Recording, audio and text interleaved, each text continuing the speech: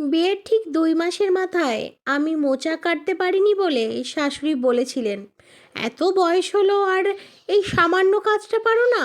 তোমার মা কি তোমায় কোনো কাজও শেখায়নি? বিয়ের ঠিক 6 মাসের মাথায় একদিন কলেজের পুরনো বন্ধুদের সাথে সিনেমা দেখতে গিয়েছিলাম। ফিরতে রাত 8টা হয়েছিল। বাড়ি ফিরতেই শ্বশুরমশাই গম্ভীর গলায় বলেছিলেন, এত রাতে কোনো ভদ্রবাড়ির বউ বাড়ি ফেরে? বাবা মা কি কোনো শিক্ষাই দেননি? বিয়ের 9 মাসের মাথায় একদিন স্বামীর অফিস পার্টিতে গিয়েছিলাম। আধুনিক পার্টি, মডার্ন আদব কায়দায় তাল দিয়ে উঠতে পারছিলাম না।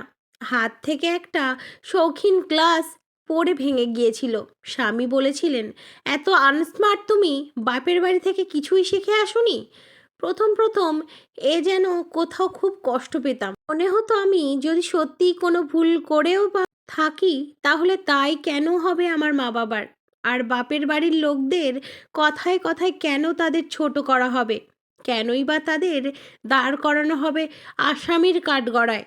আজ বিয়ের 3 বছর বুঝে গেছি, এটাই নিয়ম। মেয়েদের বিয়ের পর যেমন অনেক কিছুই বদলের সাথে মানিয়ে নিতে হয়, তেমনই মেনে নিতে হয় এটাও। শ্বশুরবাড়ির লোকজন কথায় কথায় বাপের বাড়ির শিক্ষা নিয়ে প্রশ্ন তুলবেই, এটা মেনে নেওয়াটা মেয়েদের ভবিতব্য। তবে আজ সকালে একটা অন্যরকম ঘটনা ঘটল। আমার ছোটদার বিদেশ থেকে আনা শোপিসটা হঠাৎ ভেঙে গেল। তনুময়, মানে আমার স্বামীর ধাক্কা লেগে ভেঙে টুকরো টুকরো হয়ে গেল। জিনিসটা, প্রিয় জিনিসটা ভেঙে যাওয়ার প্রায় গর্জে উঠলাম আমি। কড়া গলায় বললাম, তুমি কি দেখে শুনে হাঁটা চলাও করতে পারো না? তোমার মা বাবা কি এটুকুও শেখায়নি? আমার কথায় স্তম্ভিত অনুময় শাশুড়ি ছুটে এসে বললেন, এত সাহস তোমার? তুমি আমাদের দেওয়া শিক্ষা নিয়ে প্রশ্ন তোলো? কেন, আপনাদের থেকেই তো শিখেছি মা। আপনারাই তো শিখিয়েছেন যে সন্তান কোনো ছোট ভুল করলেও তার বাবা মায়ের দেওয়া শিক্ষার প্রসঙ্গ টেনে এনে তাদের ছোট করতে হয়।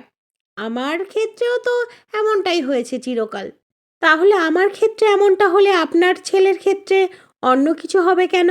আমার বাবা মায়ের দেওয়া শিক্ষা কথায় কথায় প্রশ্নের মুখে পড়লে আপনাদের ক্ষেত্রেও তা হবে।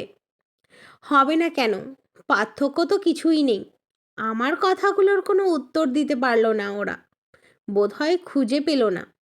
আমি ঘরে চলে এলাম। বাইরে ফিসফাস হচ্ছে, টের পাচ্ছি। আমার নিয়েই জোর আলোচনা চলছে।